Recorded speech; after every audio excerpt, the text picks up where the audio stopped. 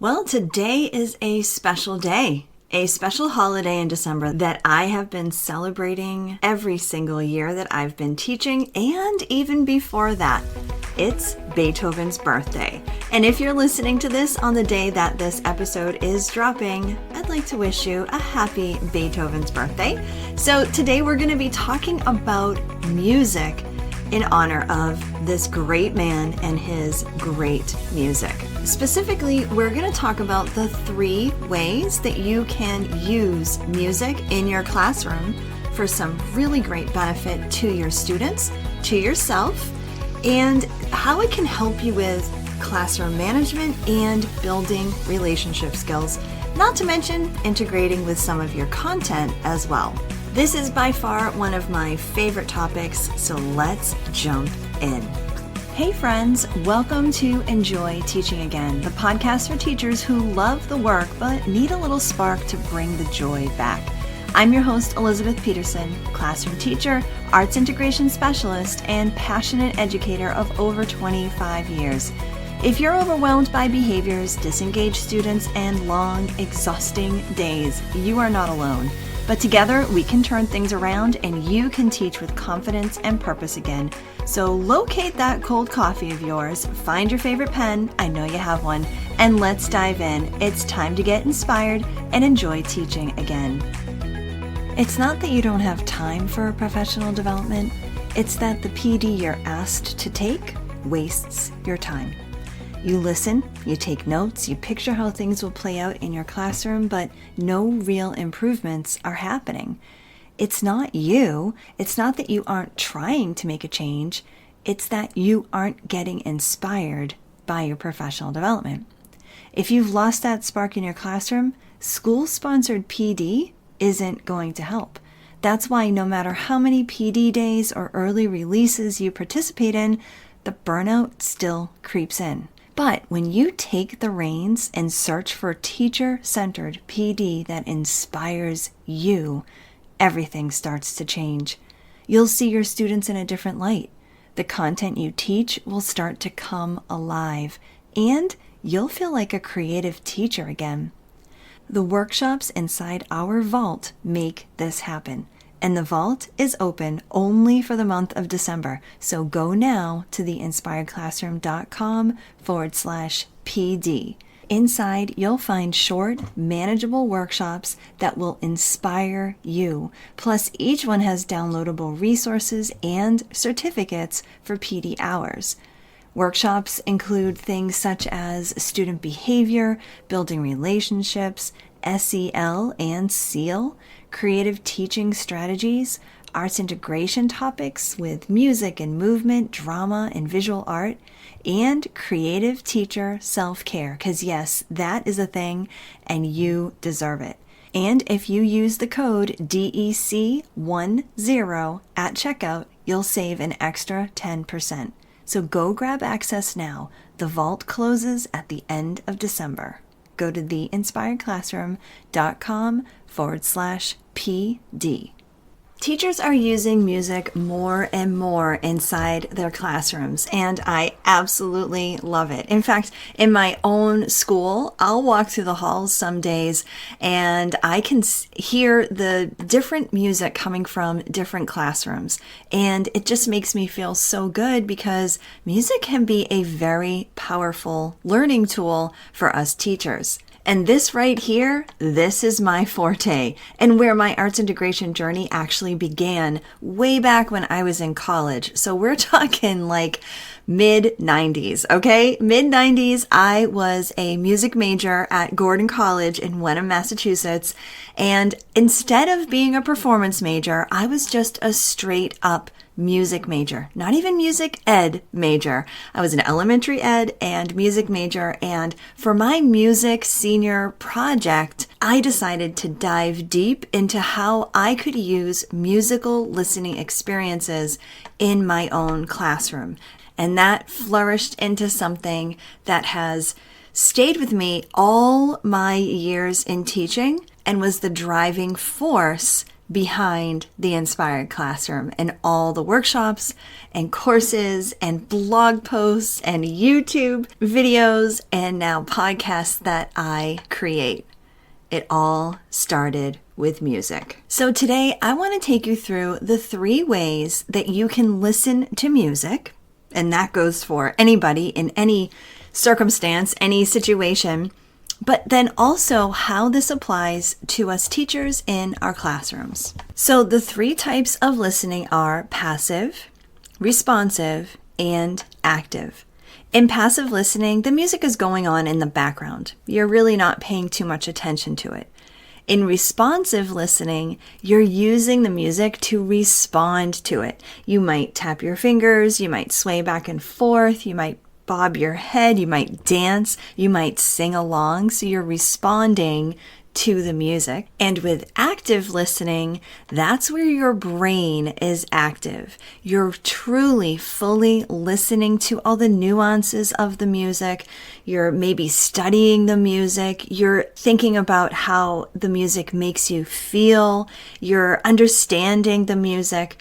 And that type of listening, active listening, is what I based my first book on. It's called Inspired by Listening, and it is a method of integrating active listening experiences into your classroom and then connecting it with your content, especially your writing and ELA content. And as a side note, that book is part of an online mini course that I have inside the vault, which is open all of December.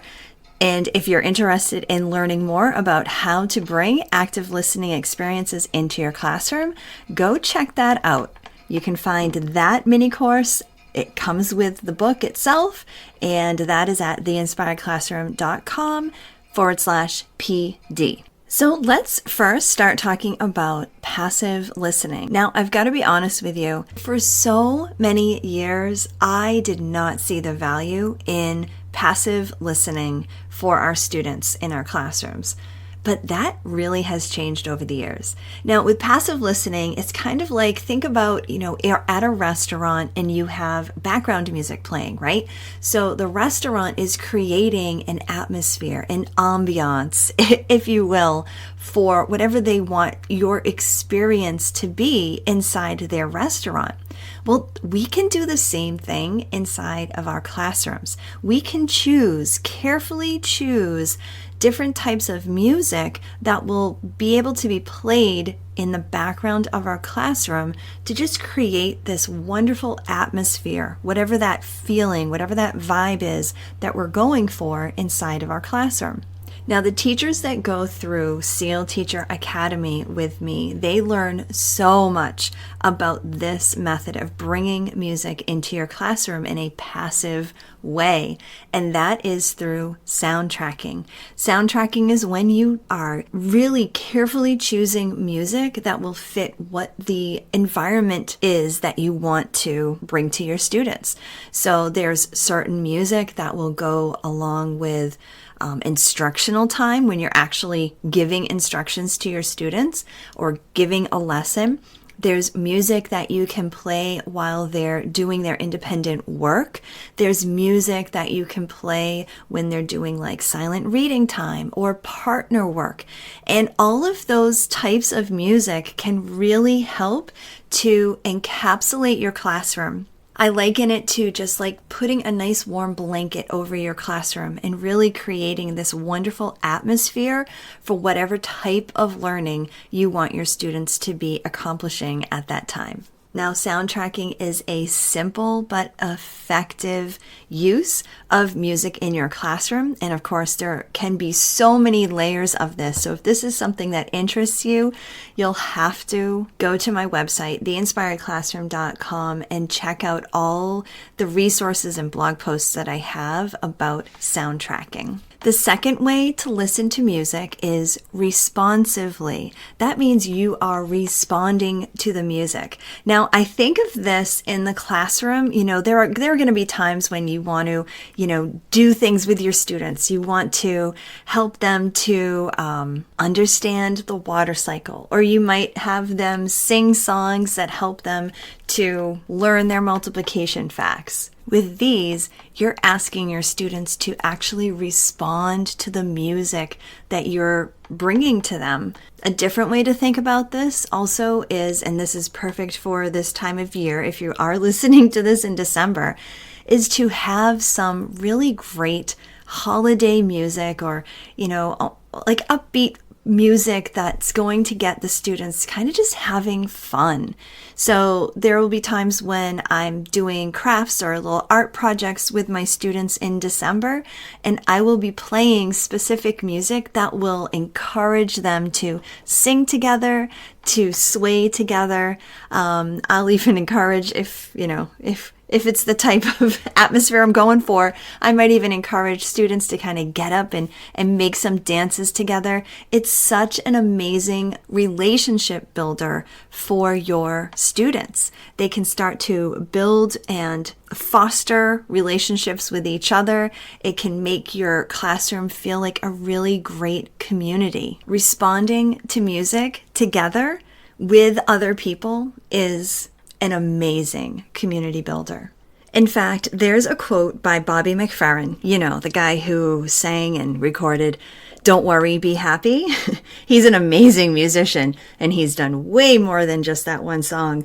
But he's got this great quote, and it says, "No art form creates community as quickly as music." And I'd have to agree. When you bring music into your classroom, whether it's responsively listening like we were just talking about, or even passive or active, as we'll talk about in just a minute, oh my gosh, it does amazing things for building your classroom's community. If you're interested in learning more about that, specifically about building relationships through music and the arts, there's a workshop inside the vault that you may be interested in. Be sure to go check it out. Okay, the third way to listen to music is something that I literally wrote the book on. It's active listening. Active listening is when your brain is active and you're really, really, I want to say, studying the music in your own way to deepen your understanding of the music, but then also using those musical experiences to connect to your curriculum.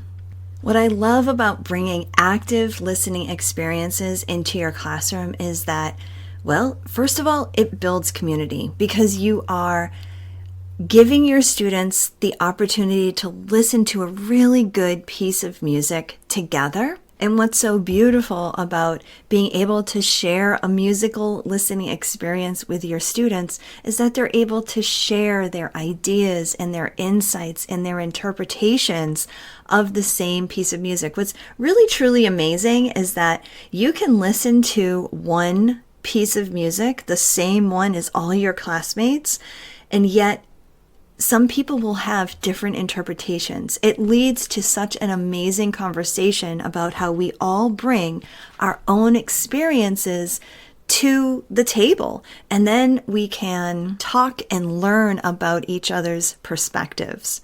There's so many amazing benefits to utilizing music in the classroom. When I start talking about active listening and bringing those listening experiences into the classroom, I often get a few questions. So I want to talk about a couple of these questions right now.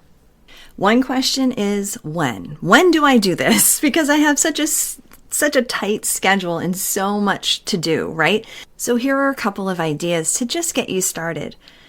I'll often share listening experiences with my students during snack time. That generally seems to be a time when we're not necessarily doing any academics. Sometimes, you might be catching up on this, that, and the other thing. But if you can set aside a week or a month of your snack time to really sit down with your students, have them bring their snacks over to the rug with you, and just listen to a piece of music together, and then start asking them some questions, like, what did you hear? What did you think of? How did this piece of music make you feel? That is a great use of your time to really get some of those conversations going.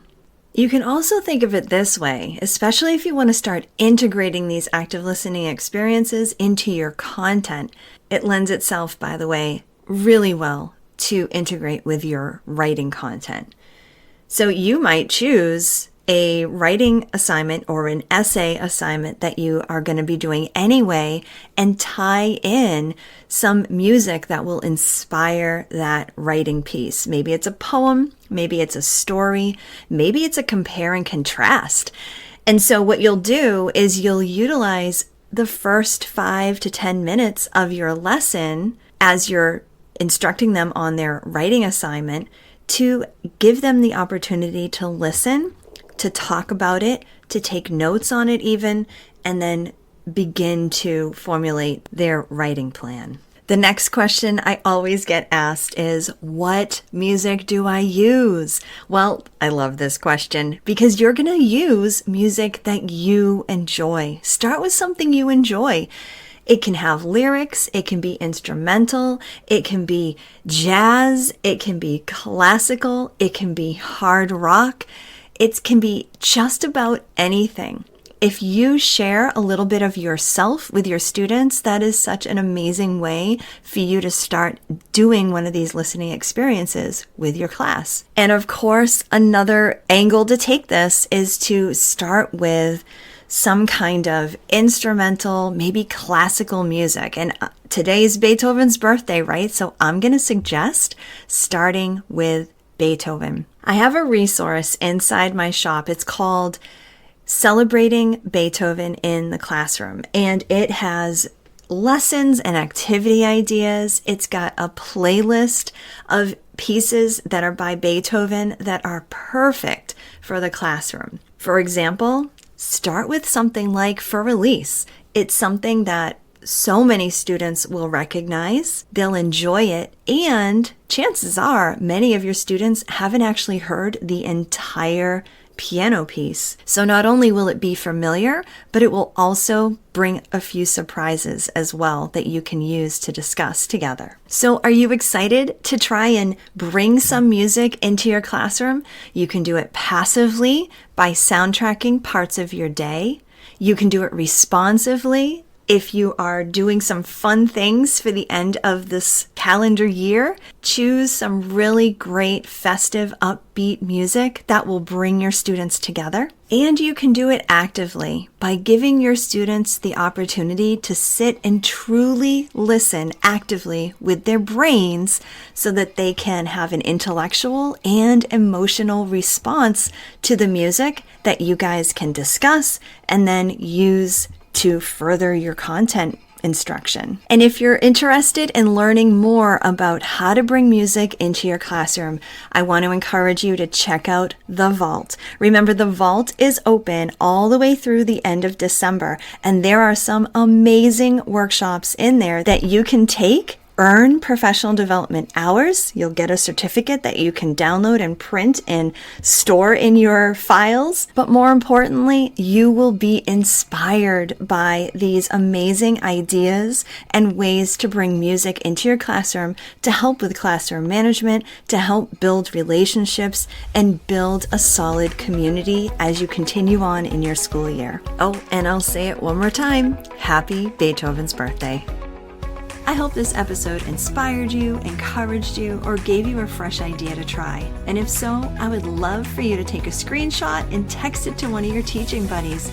I'm so grateful that you landed here with me today, and it would mean the world to me if you would leave me a review over on Apple Podcast. Thanks so much for being here, and I'll catch you on the next episode. This is Elizabeth Peterson reminding you to get inspired so you can be inspiring to your students and enjoy teaching again.